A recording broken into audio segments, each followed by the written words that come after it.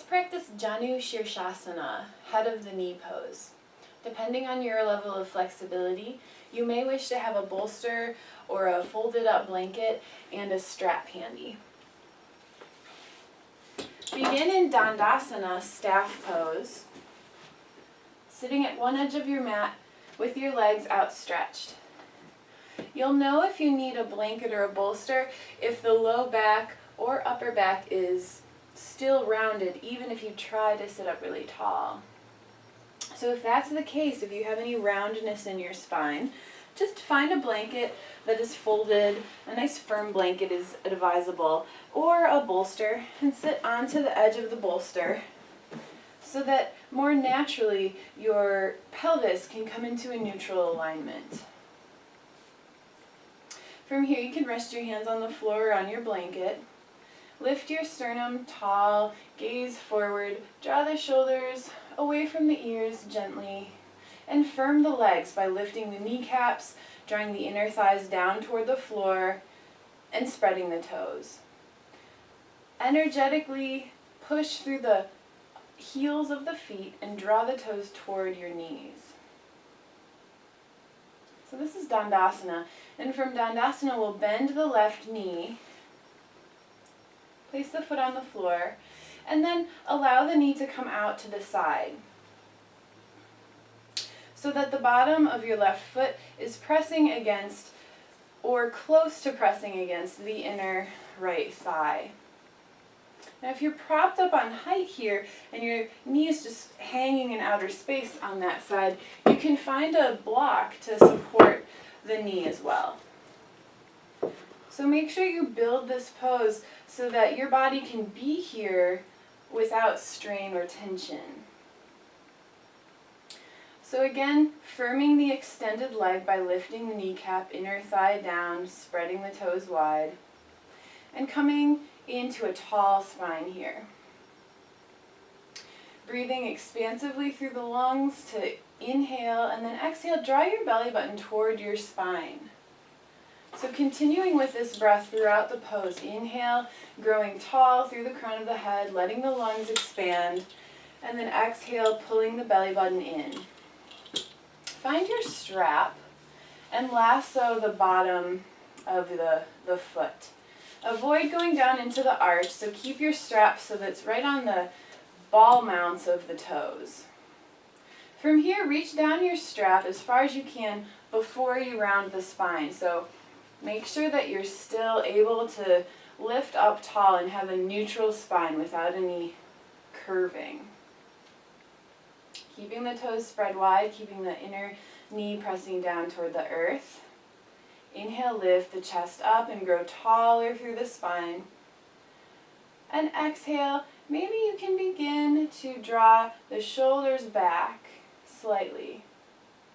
Now this may feel like a very intense pose for your hamstring, or you might not be feeling much. If it feels intense, make sure that you're feeling the stretch in the belly of your muscles and not in the joints.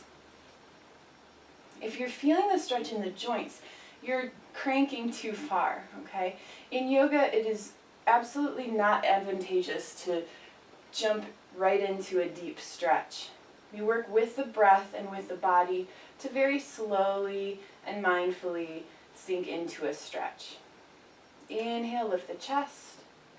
And exhale, see if you can just hinge from the hips. First, drawing the chest forward, like you're trying to send it off the edge of your mat. Not down towards your knee, but forward off the edge of your mat. You may find that your elbows have bent and you can reach a little bit farther up on the strap. But only go to your edge. So if you're only here, it's perfectly right for your body. You should never be moving into pain in this pose. And you can breathe here, inhaling and exhale, even just imagining sinking lower into the pose. If you do have the space to go deeper, inhale through the crown of the head, and exhale, hinge forward, just from the hips, until you feel sensation. Not pain, but just an awareness, a sensation in the back of the leg. Inhale, lift the chest high, So we're almost creating an arch to the back here at first. As you exhale and draw the navel into the spine, keep the belly button pulled back. Inhale through the chest as you keep the belly in, and exhale as long as you keep the navel into the spine. Now you can round forward and find this expression of the pose. Maybe you can walk your hands up on the strap. Maybe the hands can rest around the leg. But keep this extended leg engaged. Keep the navel drawn toward the spine. On an inhale, come back up to that arched back position, drawing the heart forward. Exhale here, and then inhale, lifting all the way out of the pose. And we'll try the other side. Extending the opposite leg. And you can notice if you feel a sensation of difference between one side and the other. Bend the right leg.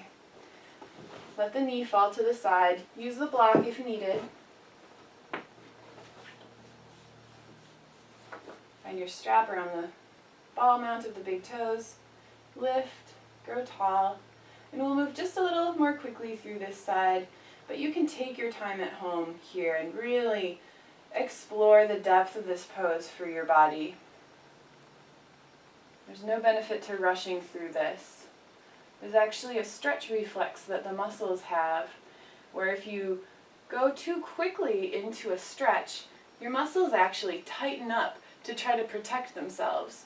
So in effect, you're actually tightening your muscles by trying to stretch too quickly.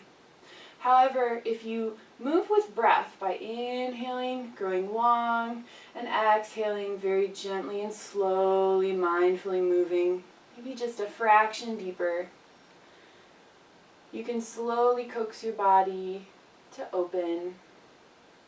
Or maybe you're just imagining what it would feel like for the hamstring muscles, the calf muscles to let go. Another advantageous point is to lift the kneecap and engage the quad. And as you engage the front of the leg, it allows the back of the leg to let go. It's called reciprocal inhibition. And exhale, pulling navel to spine, allowing the back to round. And seeing that your sternum stays in line with your leg, your extended leg. That you're not caving in to one side. Inhale, coming back out, lifting the chest, creating a slight arch to the back, drawing the shoulders back, drawing the heart up toward the sky. And then releasing, extend both legs long. And then bend the knees. So that was Janu Sirsasana, head of the knee pose. Namaste.